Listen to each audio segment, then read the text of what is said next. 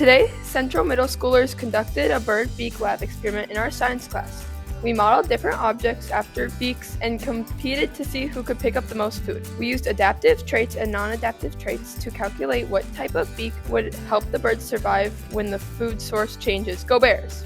Open houses took place this week at Matoska International and Otter Lake Elementary, the two district sites that will offer dual Spanish immersion options for kindergarten students starting in the fall of 2025. Families toured the schools and learned about the district's new elementary Spanish dual immersion program.